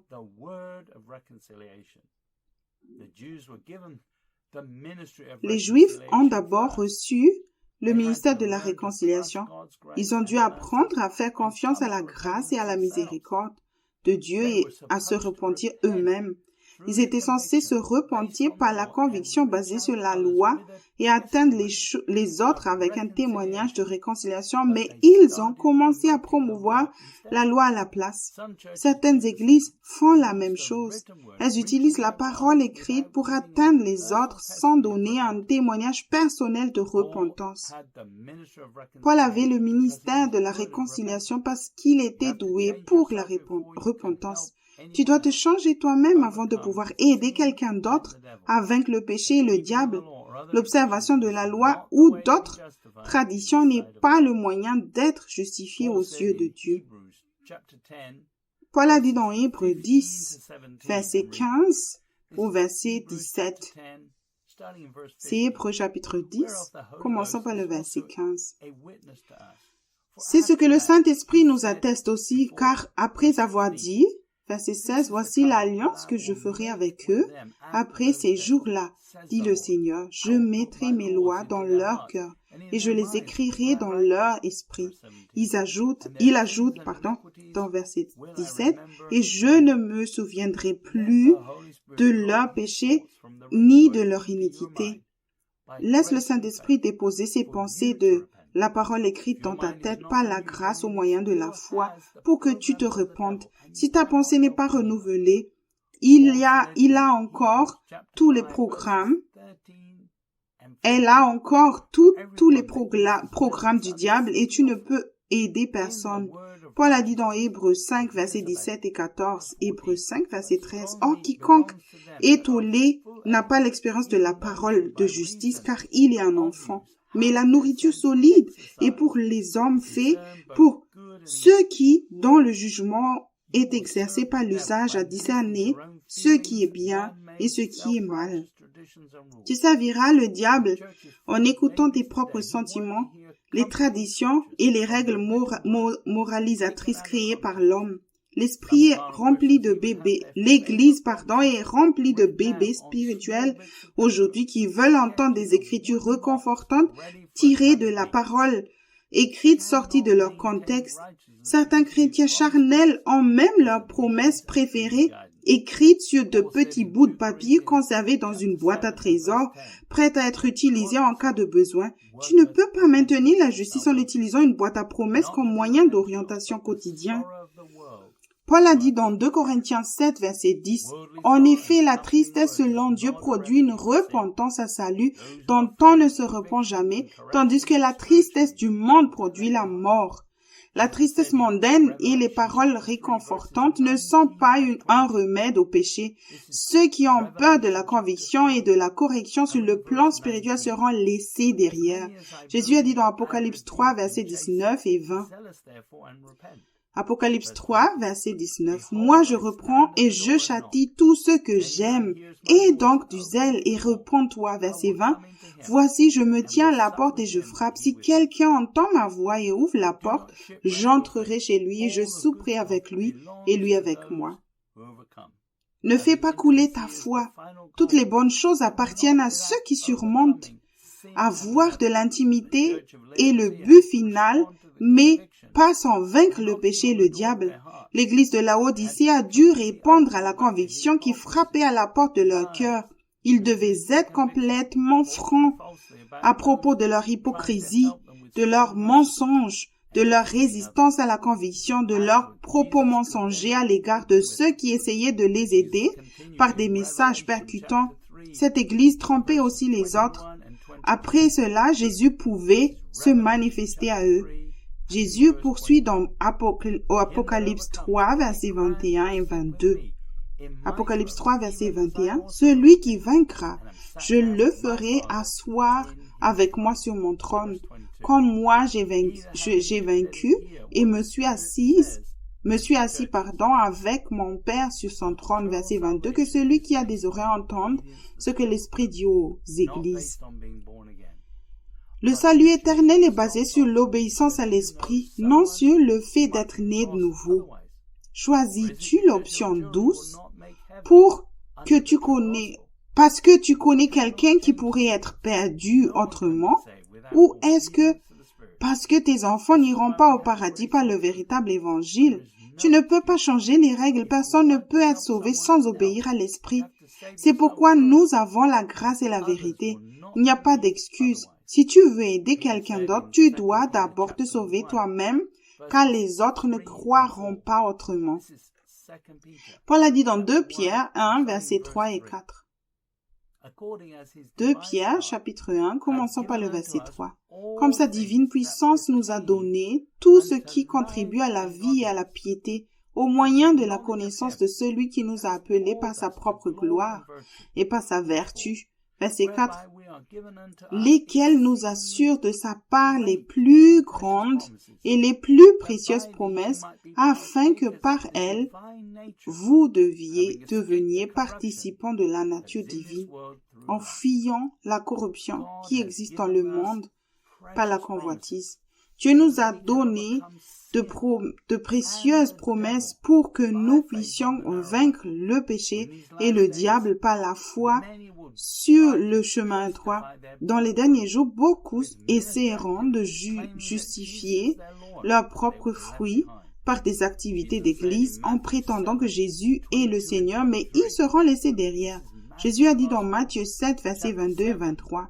C'est l'évangile de Matthieu, chapitre 7, commençant par le verset 22. Plusieurs me diront ce jour-là, Seigneur, Seigneur, n'avons-nous pas prophétisé par ton nom? N'avons-nous pas chassé des démons par ton nom? Et n'avons-nous pas fait beaucoup de miracles par ton nom? Verset 23. Alors je leur dirai ouvertement, je ne vous ai jamais connu, retirez-vous de moi, vous qui commettez l'iniquité. À partir du moment où une personne est née de nouveau, elle peut grandir spirituellement. Ce fondement comprend le fait de s'éloigner de l'iniquité. Le travail du Saint-Esprit consiste à démasquer les mensonges déguisés en vérité. Paul a dit dans 2 Timothée 2, verset 19.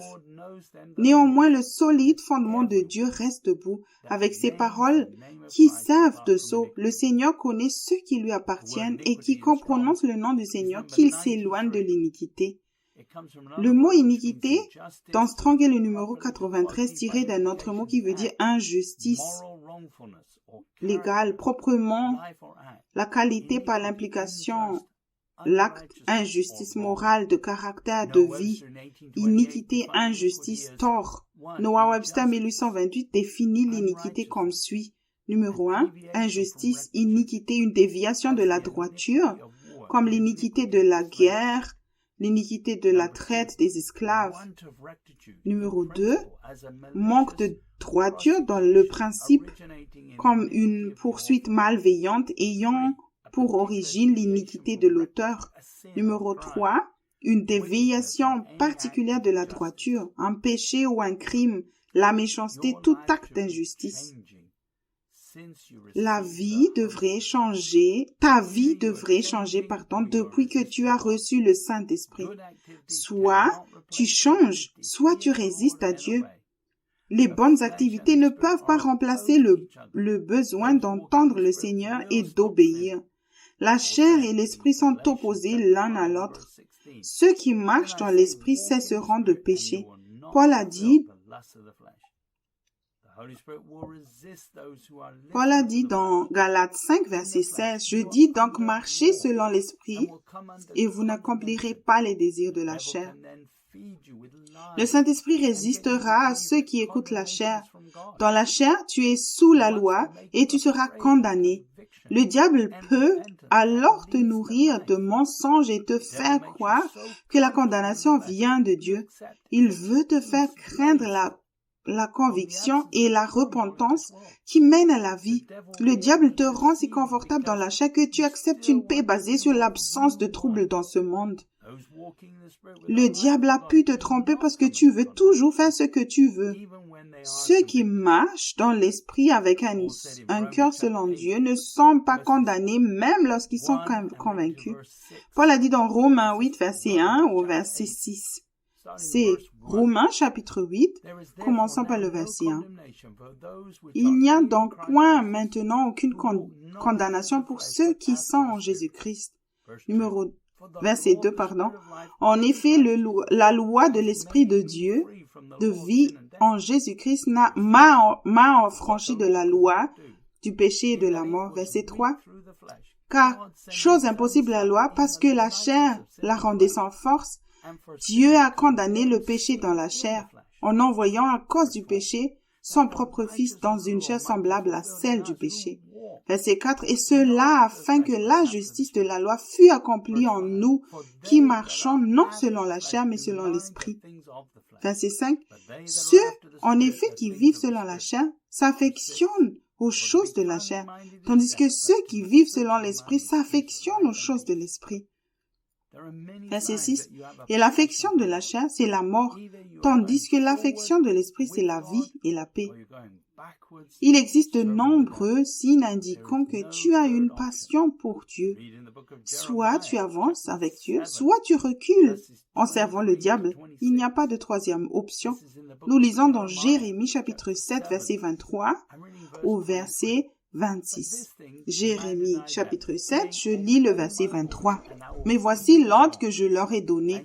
Écoutez ma voix, et je serai votre Dieu, et vous serez mon peuple. Marchez dans toutes les voies que je vous prescris, afin que vous soyez heureux. » Verset 24. « Et ils n'ont point écouté, ils n'ont point prêté l'oreille, ils ont suivi les conseils, les penchants de leur mauvais cœur, ils ont été en arrière et non en avant. » Verset 25. « Depuis le jour où vos pères sont sortis du pays d'Égypte, jusqu'à ce jour, je vous ai envoyé tous mes serviteurs, les prophètes, je les ai envoyés chaque jour dès le matin. » Verset 26. « Mais ils ne m'ont point écouté, ils n'ont point prêté l'oreille, ils ont raidi leur cou, ils ont fait le mal plus que leur père. »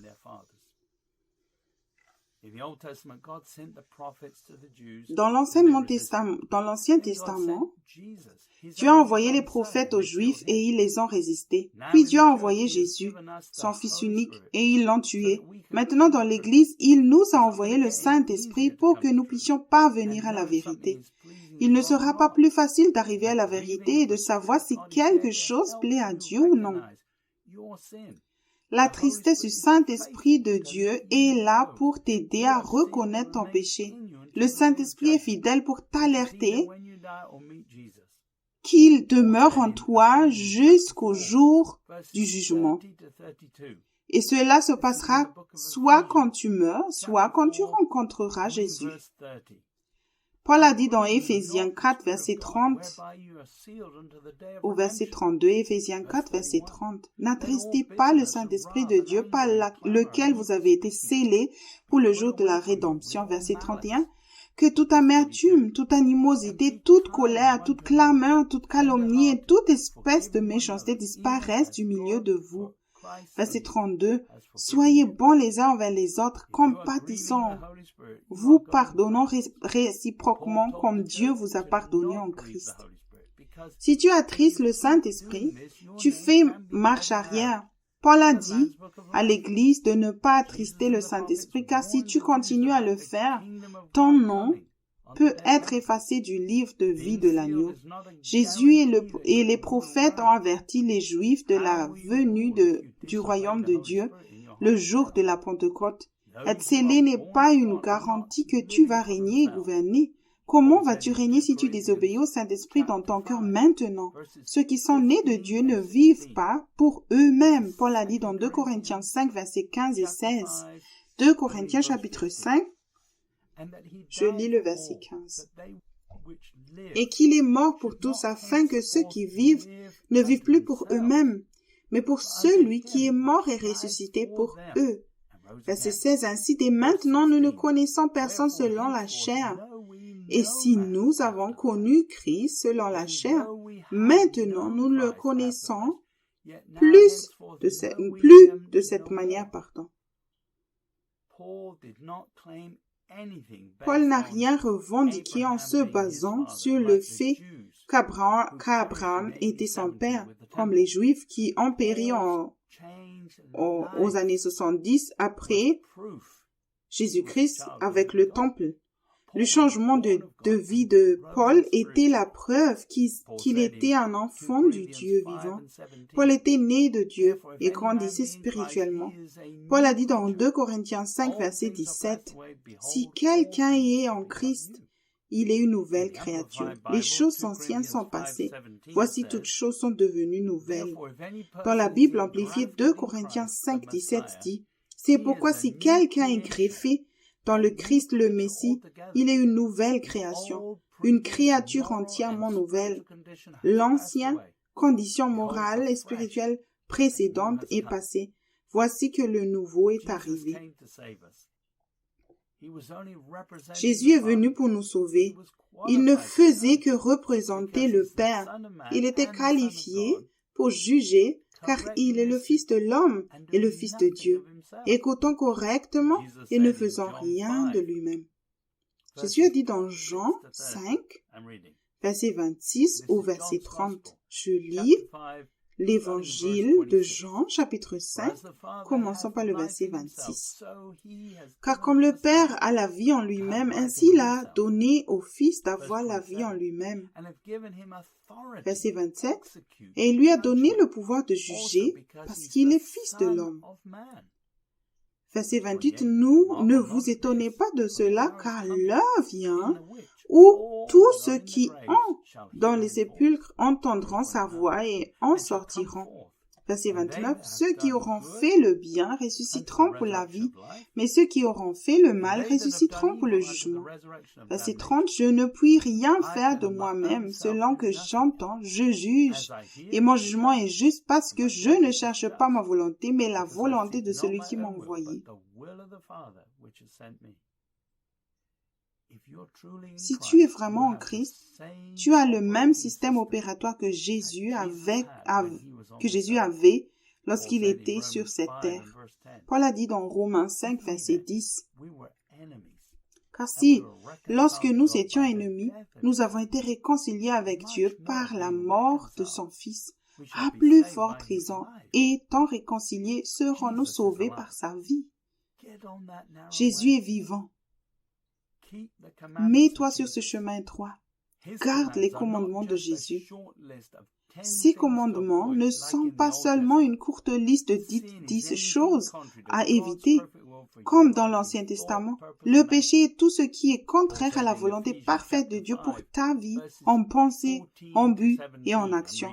Paul a dit dans Éphésiens 5, verset 14 au verset 17. Je lis Éphésiens chapitre 5, commençons par le verset 14. C'est pour cela qu'il est dit, réveille-toi qui dors. Réveille-toi d'entre les morts et Christ t'éclairera. Verset 15. Prenez donc garde de vous conduire avec circonspection, non comme des insensés, mais comme des sages. Verset 16. Rachetez le temps, car les jours sont mauvais. Verset 17. C'est pourquoi ne soyez pas inconsidérés, mais comprenez quelle est la volonté du Seigneur. Jésus revient bientôt, mais cela ne signifie pas que le royaume arrive quand il revient. Jésus règne déjà maintenant par l'Esprit. Le royaume est ici maintenant sur cette terre depuis que l'Esprit a été déversé le jour de la Pentecôte, il y a environ 2000 ans. Tu devrais recevoir des commandements et des instructions quotidiennes par l'Esprit si tu veux être sauvé. Paul a dit dans Romains 8, verset 17, au verset 19, Romains 8, je lis le verset 17. Or, si nous sommes enfants, nous sommes aussi héritiers, héritiers de Dieu et co-héritiers de Christ. Si toutefois, nous souffrons avec lui, afin d'être glorifiés avec lui. Verset 18, j'estime que les souffrances du temps présent ne sauraient être comparées à la gloire à venir qui serait révélée pour nous. Verset 19, aussi la création attend-elle avec un ardent désir la révélation des fils de Dieu. Comme les choses ne sont pas parfaites, maintenant selon le standard de Dieu, il y a de la souffrance. L'ensemble de la création attend aussi que le bon ordre se produise lorsque les responsables sont humbles et ne servent pas l'argent. Dans l'Église, tout le monde devrait chercher Dieu en ce moment. Pierre a dit dans 1 Pierre 5, verset 1 au verset 4. C'est 1 Pierre, chapitre 5, commençons par le verset 1. Voici les exhortations que j'adresse aux anciens qui sont parmi vous, moins anciens comme eux, témoins des souffrances de Christ et participants de la gloire qui doit être manifestée. Verset 2. Paissez le troupeau de Dieu qui est sous votre garde, non par contrainte, mais volontairement selon Dieu, non pour un gain sordide, mais avec dévouement. Verset 3. Non comme dominant sur ceux qui vous sont échus en partage, mais en étant des modèles du troupeau. Verset 4. Et lorsque le souverain pasteur paraîtra, vous obtiendrez la couronne incorruptible de la gloire. Peut-être as-tu besoin d'une vision du royaume du Christ. Là où il n'y a pas de péché, il n'y aura pas de souffrance. Personne ne contrôlera personne d'autre, car tout le monde servira par amour comme un petit enfant. Tu auras peut-être du mal à t'adapter si tu utilises encore ta pensée tout le temps. Paul a dit dans 1 Corinthiens chapitre 1, verset 19 jusqu'au verset 31. C'est 1 Corinthiens chapitre 1, commençons par le verset 19. Aussi est-il écrit, je détruirai la sagesse des sages et j'anéantirai l'intelligence des intelligents. Verset 20. Où est le sage? Où est le scribe? Où est le disputeur de ce siècle? Dieu n'a-t-il pas convaincu de folie la sagesse du monde? Verset 21. Car puisque le monde avec sa sagesse n'a point connu Dieu dans la sagesse de Dieu, il a plu à Dieu de sauver les croyants par la folie de la prédication. Verset 22. Les Juifs demandent des miracles et les Grecs cherchent la sagesse. Verset 23. Nous prêchons Christ crucifié, scandale pour les Juifs et folie pour les païens. Verset 24. Mais puissance de Dieu et sagesse de Dieu pour ceux qui sont appelés tant Juifs que Grecs. Verset 25. Car la folie de Dieu est plus sage que les hommes et la faiblesse de Dieu est plus forte que les hommes. Verset 26. Considérez, frères, que parmi vous qui avez été appelés, il n'y a ni beaucoup de sages selon la chair, ni beaucoup de puissants, ni beaucoup de nobles. Verset 27. Mais Dieu a choisi les choses folles du monde pour convaincre les sages. Dieu a choisi les choses faibles du monde pour confondre les fortes. Verset 28. Et Dieu a choisi les choses viles du monde et celles qu'on méprise, celles qui ne sont point, pour réduire à néant celles qui sont. Verset 29. Afin que nulle chair ne se glorifie devant Dieu. Verset 30. Or, c'est par lui que vous êtes en Jésus-Christ, lequel de par Dieu a été fait pour nous sagesse, justice et sanctification et rédemption. Verset 31. Enfin, comme il est écrit que celui qui se glorifie dans le Seigneur. Dieu ne choisit pas les personnes les plus instruites. Jésus a choisi ceux qui avaient un cœur selon lui, selon Dieu. Nous lisons dans Matthieu 4, verset 18 au verset 21. C'est Matthieu, l'évangile de Matthieu, chapitre 4, commençons par le verset 28. Verset 18, pardon. Comme il marchait le long de la mer de Galilée, il vit deux frères, Simon, appelé Pierre, et André, son frère, qui jetaient un filet dans la mer, car ils étaient pêcheurs. Verset 19. Il leur dit, suivez-moi et je vous ferai pêcheurs d'hommes. Verset 20. Aussitôt, ils laissèrent les filets et le suivirent. Verset 21. De là, étant allé plus loin, il vit deux autres frères, Jacques, fils de Zébédée, et Jean, son frère, qui étaient dans une barque avec Zébédée, leur père, et qui réparaient leurs filets. Verset 22. Il les appela. Et aussitôt, ils laissèrent la barque et leur père et le suivirent. Jésus a choisi des pêcheurs et des collecteurs d'impôts et ils l'ont suivi instantanément. À l'époque, ils ne savaient pas que Jésus était le Fils de Dieu et le chef juif n'ont pas accepté le ministère de Jésus. Jésus était associé à Jean-Baptiste et prêchait sans cesse la repentance. Si tu es doux, tu as encore une chance de faire partie du royaume du Christ. Jésus a dit dans Matthieu 5, verset 5, « Heureux les débonnaires, car ils hériteront la terre. » Noah Webster 1128 définit la douceur comme celui numéro 1 d'un tempérament doux, tendre, pas facilement provoqué ou irrité, docile, donné à la tolérance sous les blessures. Numéro 2, de manière appropriée, humble, dans un sens évangélique, soumis à la volonté divine, pas orgueilleux, suffisant ou réfractaire, pas rancunier et apte à se plaindre des dispositions divines. Le moins que tu puisses faire et de compter sur le pardon des péchés et avec la grâce de Dieu d'arriver à la repentance. Confesse tes péchés. Ne cherche pas d'excuses pour tes péchés si tu es né de nouveau. Jésus a dit dans Matthieu 5, verset 4, « Heureux les affligés, car ils seront consolés. » S'il te corrige, repens-toi et pleure sur tes péchés. Tu seras réconforté car tu apprends à travers tes erreurs en utilisant la grâce de Dieu. Par la grâce, tu grandiras spirituellement tandis que ceux qui essaient de comprendre la parole écrite reculent en utilisant leurs pensées, leurs propres pensées. La parabole de Jésus sur le blé et l'ivraie décrit deux groupes dans l'Église aujourd'hui. L'ivraie, ce sont ceux qui se trouvent sur le chemin spacieux et qui l'appellent Seigneur, Seigneur, mais qui ne font pas confiance à Dieu, niant son droit d'être le Seigneur fonctionnel, réel de leur propre vie. Paul a dit dans 1 Corinthiens 4, verset 11 au verset 14. Je lis 1 Corinthiens chapitre 4, commençant par le verset 11. Jusqu'à cette heure, nous souffrons la faim, la soif, la nudité, nous sommes maltraités, errants ça et là. Verset 12. Nous nous fatiguons à travailler, de nos propres mains injuriés, nous bénissons, persécutés, nous supportons. Verset 13. Calomniés, nous parlons avec bonté. Nous sommes devenus comme des balayures du monde, le rebut de tous. Jusqu'à maintenant, verset 14. Ce n'est pas pour vous faire honte que j'écris ces choses, mais je vous avertis comme mes enfants bien-aimés. Paul n'essayait pas de faire en sorte que les Corinthiens, se sentent coupables à cause de ces luttes, mais il les avertissait de s'engager sur le chemin étroit. On a laissé des chrétiens paresseux diriger l'Église.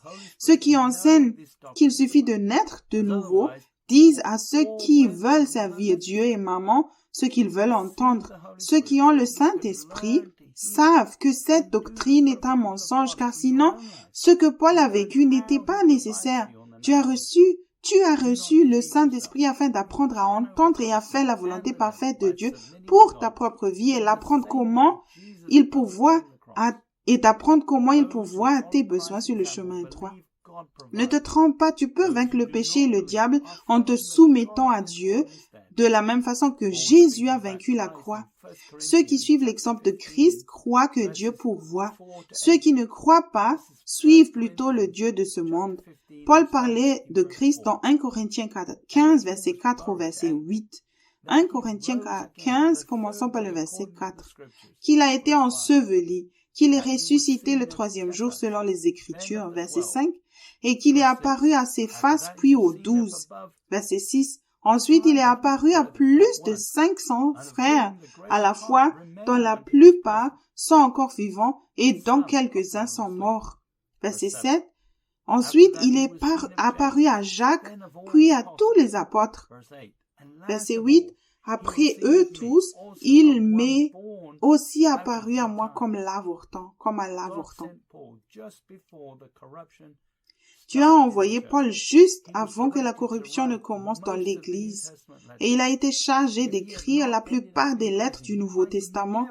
S'il n'avait pas fini en prison, il n'aurait peut-être jamais écrit ces lettres quand il l'a fait. L'agenda de Dieu est parfait.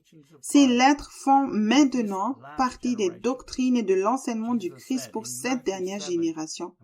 Jésus a dit dans Matthieu 7, verset 21. Ceux qui me disent « Seigneur, Seigneur » n'entreront pas tous dans le royaume des cieux, mais celui-là seul qui fait la volonté de mon Père qui est dans les cieux. Il y a une pandémie dans l'Église d'aujourd'hui, où presque tout le monde est infecté par la croyance que tu peux faire plaisir à Dieu tout en faisant ce que tu veux. Ceux qui ont été circoncis par Christ ont mis son royaume en premier et sont passés par une réunion ultérieure pour chercher ce qu'il faut abandonner pour suivre Christ. Ceux qui ont accepté une version bon marché du christianisme devront faire face au jugement s'ils continuent à attrister l'esprit et qui les conduit à la vérité. Ceux qui résistent à la conviction et à la correction ne devraient pas occuper un poste de leadership. Il n'y a aucune raison pour tout croyant qui marche constamment avec Dieu ne sois pas immédiatement transporté et ne sois pas avec Jésus au ciel. Paul était confiant qu'il serait avec Jésus immédiatement si sa vie s'arrêtait sur cette terre. Cependant, nous avons besoin d'être revêtus de l'honneur et de la gloire qui découlent de l'accomplissement de la volonté de Dieu sur cette terre. Tu vas avoir une fonction importante au ciel et tu dois être habillé correctement en revêtant le Christ maintenant et en renonçant à toi-même chaque jour. L'église de Laodicée était tiède et irrésolue, essayant de servir Dieu et maman. Ils avaient accumulé des richesses au lieu d'investir dans le royaume de Dieu et étaient sur le point d'être expulsés de Christ. Jésus les a avertis de se repentir et d'être prêts pour son avènement et de vaincre la convoitise des cieux, le péché et le diable. Jésus est la porte du royaume de Dieu et tu dois entrer rapidement ou périr. Si tu as encore confiance dans la chair, tu n'es pas sur le chemin étroit. Paul a dit dans Philippiens 3, verset 3, « Car le circoncis, c'est nous qui rendons à Dieu notre culte par l'Esprit de Dieu, qui nous glorifions en Jésus-Christ et qui ne mettons point notre confiance en la chair. » Tu dois croire que tu peux devenir comme Christ. Si tu penses que cela va prendre une vie entière, alors ce sera le cas. Ta propre foi jouera contre toi. Fais-le de la manière la plus facile et laisse-le faire le travail. Concentre-toi pour apprendre à entendre sa voix et à obéir à ce qu'il dit. Ensuite, il fera le reste, car il est le maître d'œuvre. Ce n'est peut-être pas fini en une semaine, mais il ne faudra pas longtemps afin que tu puisses commencer à profiter de certains des avantages de vivre une vie constamment guidée par l'Esprit sur le chemin étroit. Jésus a dit dans Matthieu 18, verset 3, et dit, « Je vous le dis en vérité, si vous ne vous convertissez et si vous ne devenez comme les petits-enfants, vous n'entrerez pas dans le royaume des cieux. » Il y a le bruit de la guerre tout autour aujourd'hui et il n'y a aucune paix à moins que tu ne sois entré dans le royaume de Dieu. Tu peux avoir la paix et la joie de Dieu. Le diable ne veut pas que tu arrives à maturité et que tu apprennes à te battre. Il te mettra donc à l'aise et te donnera une fausse paix à la place. Le royaume est là maintenant depuis le jour de la Pentecôte. Entre maintenant ou soit laissé derrière. Les chrétiens confortables assistent à des réunions et prétendent être justes en Christ, mais leurs fruits montrent qu'ils servent déjà le diable. Tu ne peux pas le faire seul, juste toi et ta Bible. Il y a des gens sur le chemin étroit qui ont traversé des choses et ont appris à gérer la pression émotionnelle et mentale et n'ont pas péché. Jésus est l'un d'entre eux, mais il a envoyé Paul et il a recommandé le ministère quintuple. Ce sont des personnes qui prennent au sérieux l'obéissance et qui n'aiment pas leur propre vie jusqu'à la mort. Elles ne sont pas facilement capturées par le diable. Tu ne peux pas dire au diable d'arrêter. Arrête de tirer pendant que je lis ma Bible ou que je prie. Le diable va tirer encore plus fort. Il utilisera des moyens qui semblent justes et remplira simplement ta journée d'activités inutiles. Paul a dit dans 2 Corinthiens 3, verset 6, « Il nous a aussi rendus capables d'être ministres d'une nouvelle alliance, non de la lettre, mais de l'esprit, car la lettre tue, mais l'esprit vivifie. Réconcilie-toi avec Dieu, apprends l'obéissance et mets-toi sur le chemin étroit. La parole écrite seule ne te changera pas. Il faut que ce soit l'esprit qui te dirige vers ce qu'il veut que tu apprennes ensuite. Si tu veux entendre, apprendre à connaître et suivre Jésus, alors je te recommande le livre Mes brebis entendent ma voix de Joseph Hitchcock. Si tu veux prendre un nouveau départ et te trouver sur le chemin étroit, semer dans l'esprit tous les jours, expérimenter le plein salut et la liberté grâce à une repentance régulière, alors je peux te conseiller le livre Réveillez-vous, le temps touche à sa fin, volume 1, Fondation pour une maturité spirituelle de Joseph Hitchcock. N'accepte pas une version contrefaite du christianisme basée sur les œuvres religieuses pour ne pas avoir à te renier quotidiennement et à faire confiance à Dieu. Si tu sais que tu as résisté à la vérité, et que tu veux savoir pourquoi, je peux te conseiller le livre La prison dorée, édition révisée de Joseph Hitchcock. Aujourd'hui, tu as entendu un message sur comment peux-tu être né de Dieu. Dieu a rendu cela possible. Seulement peu d'entre vous entendent sa voix, mais il a rendu cela possible. Tu peux semer en Dieu. Tu peux devenir enfant de Dieu et tu peux lui être connecté. Tu n'as pas besoin de semer encore et encore dans la nature charnelle. Tu n'as pas besoin de te compromettre. Tu n'as pas besoin de pécher contre Dieu. Tu peux être né de Dieu et faire les choses dont Dieu veut accomplir au travers de toi. C'est un privilège et nous pouvons faire cela maintenant. On n'a pas besoin d'attendre que Jésus revienne pour gouverner et régner sur cette terre. Tu as juste peu de temps qui te reste. Et dans ces peu de temps qui te reste, les derniers mois et années, ici sur cette planète, tu n'as pas seulement le temps de prouver ton obéissance en lui montrant que tu l'aimes, mais tu vas aussi être habillé par le plus merveilleux des habits, qui est Christ en personne. Tu auras la même parure, le même style de vie, le même amour et attribut que Christ, qui sera manifesté en toi lorsque tu l'écoutes et tu l'obéis. Père, je prie pour ceux qui écoutent ce message, que par le Saint-Esprit, comme tu les as mis au défi, par l'Écriture, par ta parole, par les choses dont tu leur as parlé pendant qu'ils écoutent ces choses, qu'ils se répondent, qu'ils reconnaissent qu'ils se sont détournés du chemin étroit, qu'ils se rendent compte qu'ils ont besoin maintenant d'y retourner en se reniant eux-mêmes et en portant eux-mêmes leur croix. Père, je prie pour eux de faire le vrai pas dans la bonne direction aujourd'hui et de le maintenir dans le nom précieux de Jésus. Amen. Que Dieu vous bénisse. Merci d'avoir écouté. Tu trouveras un résumé des Écritures utilisées dans le message d'aujourd'hui sous la vidéo, soit par écrit, soit via un lien vers un site web. Nos coordonnées suivront à la fin de ce message. S'il te plaît, entre en contact avec nous si ce message a changé ta vie aujourd'hui. Que Dieu te bénisse.